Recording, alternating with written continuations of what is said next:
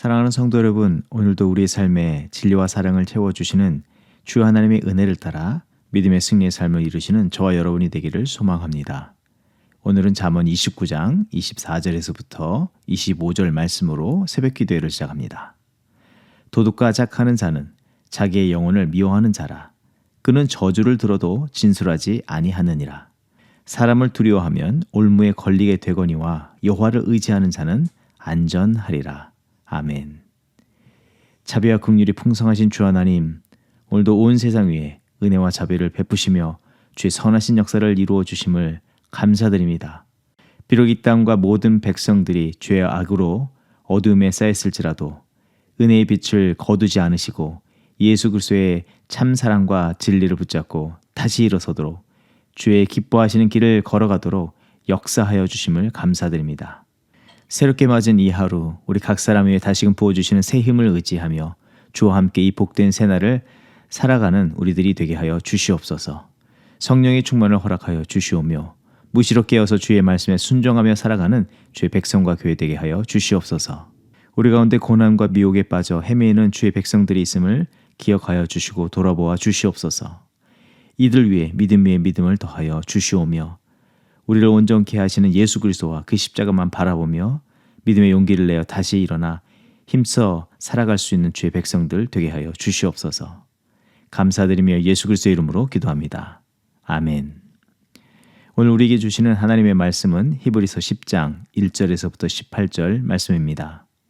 율법은 장차 올 좋은 일의 그림자일 뿐이요 참 형상이 아니므로 해마다 늘 드리는 같은 제사로는 나오는 자들을 언제나 온전하게 할 수 없느니라.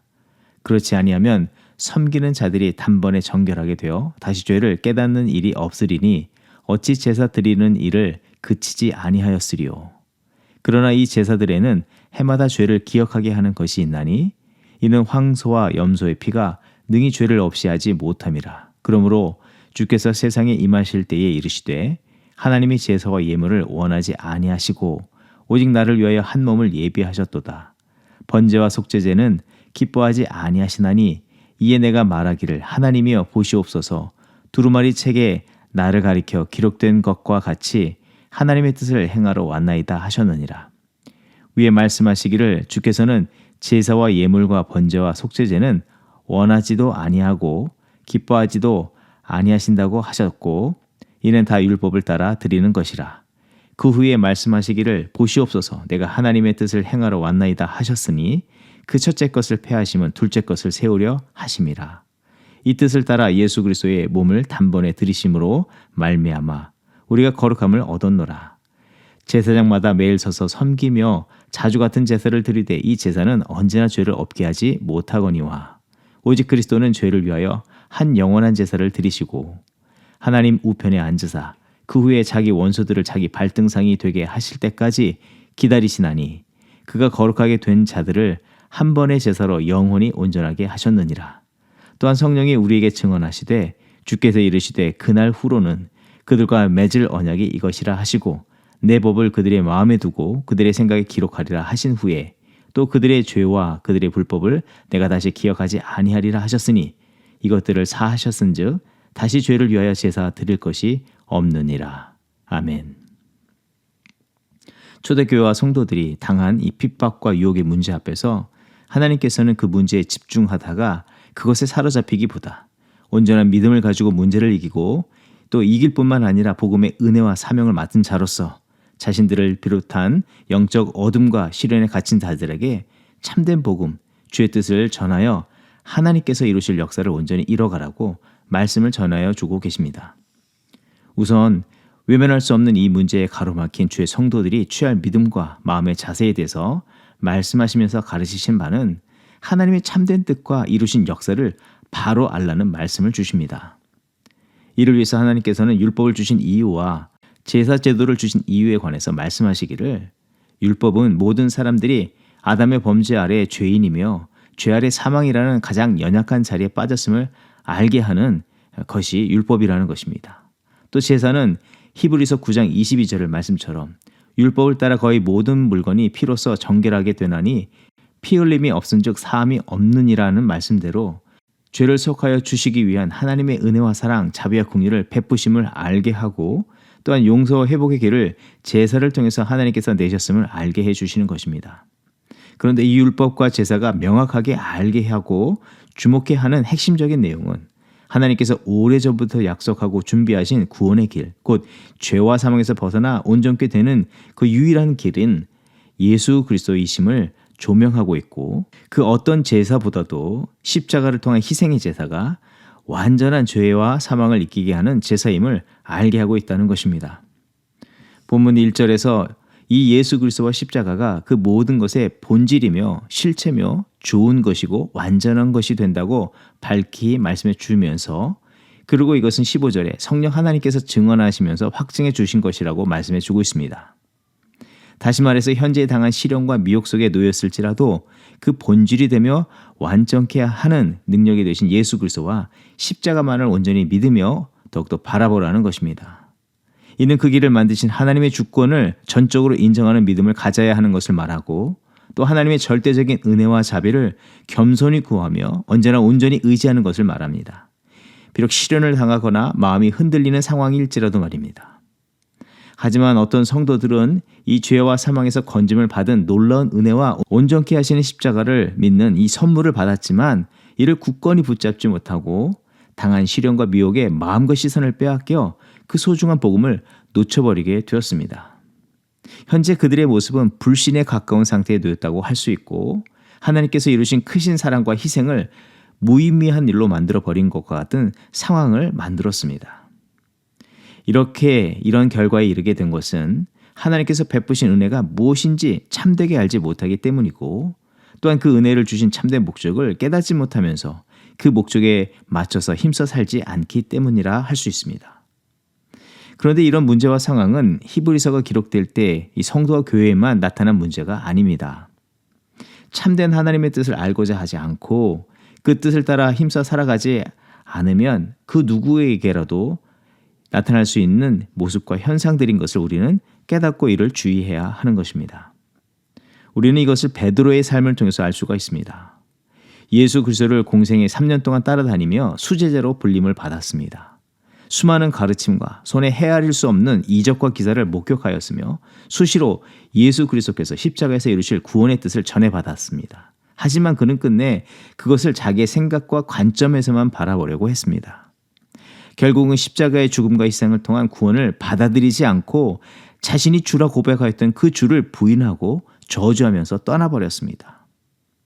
영혼 구원과 하나님의 거룩한 뜻의 회복을 위해서 사람을 낚는 어부가 되게 하시겠다는 그 부르신 그 부르심에 흔쾌히 따르던 그였지만 참된 하나님의 뜻을 마음에 깨닫지 못함으로 사명마저 저버리고 예전의 주를 따르겠다고 결단하였을 때 버렸던 그 그물과 배를 다시 부여잡고 갈릴리 호수에서 허기진 배를 채우기 위해서 빈 그물만 들이우는 삶을 살아가게 되었습니다. 복음의 알맹이는 버리고 다시 껍데기를 붙잡는 신앙, 그릇된 삶으로 돌아가 버린 것입니다. 그런데 놀라운 것은 그가 다시 회복되었다는 것입니다. 어떻게 그가 다시 회복될 수 있습니까? 그렇게 다시 붙잡았던 절망의 물고기만 낚았던 그 그물은 이제 완전히 내어버리게 되었고 주의 사명을 따라 온전한 삶을 헌신하였습니다. 참된 구원받은 자요 사명자로 살게 되었습니다. 이 변화는 그가 다시 복음의 본질 대신 예수 그리스도를 만났고 붙잡기 때문입니다. 엄밀히 말한다면 예수 그리스도께서 베드로를 갈릴리로 친히 찾아와 주시고 만나 주시고 그의 영적인 안목을 밝혀주시고 참된 제자로 다시 일으켜 주셔서 사명자로 살게 하신 것입니다. 그런데 그 하나님께서는 지금 시험과 미혹에서 베드로와 같이 배교의 길을 걷는 초대교회의 성도와 교회에 동일한 역사를 나타내 주시고 계신다고 이 말씀을 통해서 간접적으로 설명하고 있습니다. 그들이 비록 복음의 자리에서 이탈하는 위기 상황에 놓였지만 그들이 완전히 미끄러지지 않도록 하나님께서 진리의 말씀을 들고 그들에게 찾아가 주셔서 예수께서 율법의 완성이 되시고 그 본체가 되시고 본질이 되시고 참된 대제사장이시고 참된 대속의 제물이 되셨음을 말씀을 풀어서 자세히 설명해 주시면서 그들의 믿음을 회복해 하고 사명의 길로 다시 초대해 주고 계시는 것입니다. 지극히 크신 하나님의 사랑을 알 수 있고 진리의 말씀이 주시는 능력과 자유함, 온전함을 깨닫도록 하고 있다는 것입니다. 그런데 부인할 수 없이 더더욱 놀라운 것은 베드로와 같이 또 배교하는 초대교회와 성도와 같은 현 시대의 믿음이 연약한 우리에게 이와 같이 진리와 사랑을 품고 다가오셔서 믿음을 다시 깨워주시고 온전한 사명자로 살아가도록 도우시고 계시다는 것입니다. 사랑하는 성도 여러분, 오늘 우리의 믿음과 삶의 내용들을 다시 한번 이 말씀을 비춰서 돌아보기를 원합니다. 혹 오늘 우리가 복음의 핵심을 알기를 힘쓰지 아니하고 또한 베푸신 은혜와 사명의 핵심을 벗어나서 헛된 삶을 살고 있지는 않는지 우리 스스로 돌아보아야 하겠습니다. 베드로처럼 나는 오늘 물고기 잡으러 간다고 하는 그런 삶을 살아가고 있지는 않는가? 또 아니면 사명자의 길보다는 배교의 길을 걷는 것처럼 자기의 생각과 만족, 안위를 위해서 살아가고 있지는 않는가 하는 것입니다. 요한복음 8장 32절의 말씀, 진리를 알지니 진리가 너희를 자유롭게 하리라. 오직 우리는 우리가 믿는 예수 그리스도와 십자가 안에 담긴 하나님의 참된 뜻을 먼저 온전히 알면서 살아가는 우리들이 되어야 할 줄 믿습니다. 그래서 비진리에 치우치고 비진리를 진리 마냥 붙잡는 어리석음의 그 길을 걷는 것이 아니라 그런 길에서 벗어나서 온전한 하나님의 뜻에 따라서 살아가는 주의 백성과 교회가 되어야 할 줄 믿습니다. 히브리서 12장 2절의 말씀, 믿음의 주요 또 온전하게 하시는 이인 예수를 바라보자. 그는 그 앞에 있는 기쁨을 위하여 십자가를 참으사 부끄러움을 개의치 아니하시더니 하나님 보좌 우편에 앉으셨느니라. 우리 믿음의 절대적인 대상인 예수 그리스도를 더욱 온전히 알고 그분의 뜻을 분명히 마음에 새기는 우리가 되어야 할 줄 믿습니다.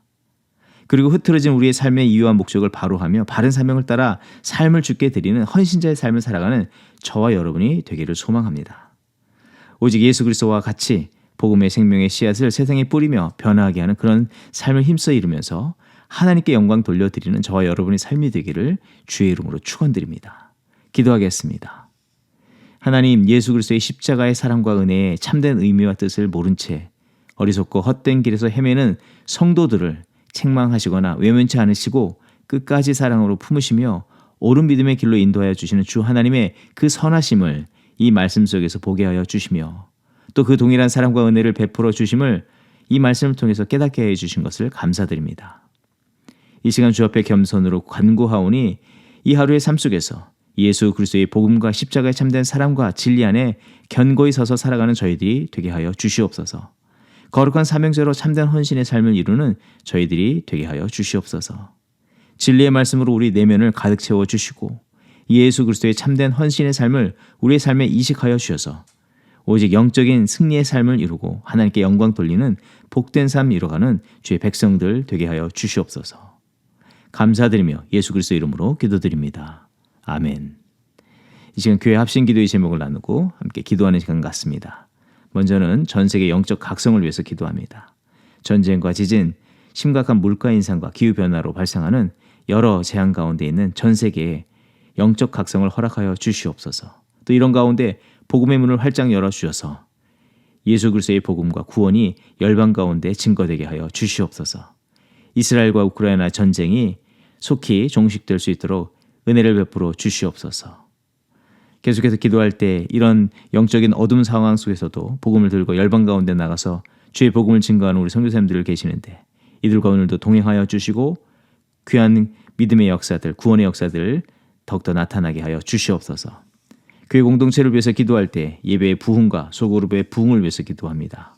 공예배에 은혜를 부어주시길 위해서 기도합니다. 주일 예배, 수요 오전 예배, 새벽 기도에 은혜를 베풀어 주시고 한어, 영어, 영어권 젊은이 예배, 주일학교, 중고등부 또 각 소그룹의 모임 속에서 풍성한 은혜가 임하게 하여 주시옵소서. 예배 자리에 나오는 모든 심령 가운데 하나님 각 사람들에게 필요한 은혜를 베풀어 주시옵소서. 잃어버린 자들이 주께로 돌아오게 하시고 믿음의 중심을 잃어버리고 주저앉은 자들이 다시 일어나 주의 전에 서서 두 손 높이 들고 찬송과 영광을 하나님께 올려드리는 믿음의 새로운 역사가 우리 교회 가운데, 성도들 가운데 또 가정 가운데 나타나게 하여 주시옵소서. 또 기도할 때 교회 리더십을 위해서 기도합니다. 목회팀, 당회 장로님들, 새롭게 선출된 일꾼들을 위해서 기도할 때 성령 안에서 하나 되게 하시고 하나님의 거룩한 뜻 안에서 겸손과 순종, 사랑으로 맡겨진 사명들을 온전히 감당하는 영적 지도자들 되게 하여 주시고 그런 공동체로 세워나가게 하여 주시옵소서. 합심으로 기도하겠습니다. 주